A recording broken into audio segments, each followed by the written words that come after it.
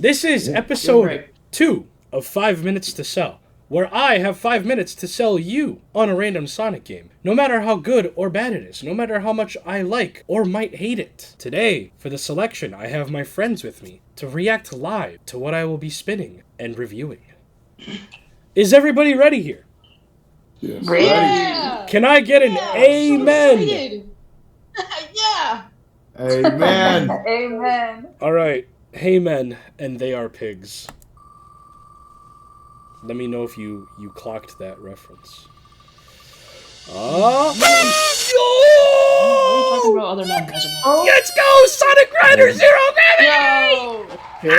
Oh boy. All right. Just a quick heads up, I'm sick as a dog, and there were times during the recordings where I just mispronounced a word or said a word just completely wrong. Very few and far between, but yeah. So just bear with me, please. I'm recovering. I sound like shit.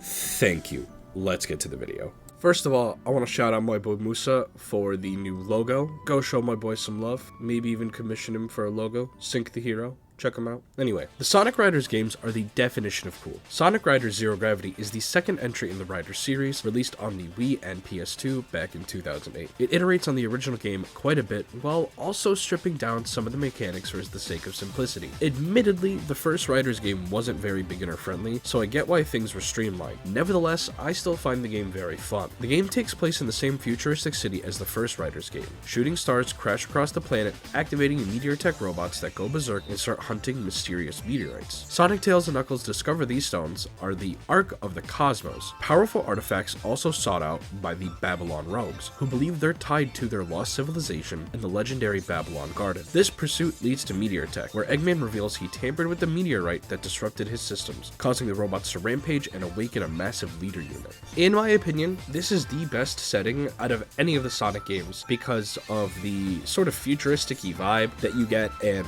all the characters have like these really cool alternate designs. Like, in my opinion, these are the Sonic character designs of all time. I'm not really one to participate in the Sonic needs a redesign discussion, but if Sonic Team used the Riders designs more often or just like made the whole cast a lot closer to their Riders counterparts, I think we'd succeed and unify it as a society. But that's just me. The setting really lends itself into the music and visuals as well. Neon cities, cosmic effects, glowing tech, and the soundtrack absolutely matches the energy. The soundtrack in particular is a regular on my Spotify. It's packed with electronic and techno-inspired tracks that feel fast and airborne and futuristic. The kind of music that makes menus feel like you're about to launch into something. Whatever that something is, I don't know, but it's good. The character variety also deserves some love. You have some deeper pulls like Silver and Blaze, which at the time were relatively brand new characters, but also you have the returning Sega characters from the previous game. Each rider still feels distinct, not just cosmetically, but mechanically. Different extreme gears, different handling styles, different strengths when it comes to the 3 different vehicle classes. It's the kind of game where you can main one character but still feel very tempted to play all the other characters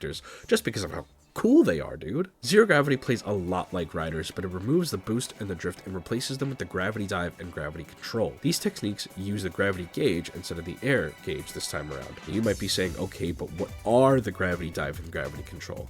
And I'm so glad you asked. Gravity Dive sees your character launch forward at an extreme speed, gliding through the air in a straight line, giving you some sort of control veering left, right, up, and down. While diving, you ricochet off floating objects to maintain speed and refill your gravity gauge. Gravity Control lets you temporarily negate gravity around yourself. While in the state, you choose a new direction for gravity to pull you, and once selected, you're violently snapped that way, letting you make sharp, precise turns and sudden trajectory shifts that normal drifting couldn't replicate. Because of this, the game becomes less about resource management with your air tank and more about how well you take advantage of the gravity techniques. If it runs out, you can still ride your extreme gear, no pit stop needed. For some reason, they also simplified the trick system. Now instead of holding your jump button to charge up the strength of your jump and releasing it at the right time to catch air and using the analog stick to control your tricks, you just press the jump button at the right time like a quick time event. It kinda takes away the risk versus reward system. You no longer get to make the decision of how many tricks you'll try to perform while also trying to stick your landing. Odd decision here, but I kind of get it. A lot of people missed the deeper air management and trick system from the first game, and I get that as well. Others felt the gravity mechanics were a little too handholdy since they didn't really require nearly as much finesse as the original Riders systems. And unfortunately, Zero Gravity also dropped at a time when Sonic spin-offs weren't exactly being celebrated. It kinda came and went, which sucks, but this game was genuinely trying to do something different, like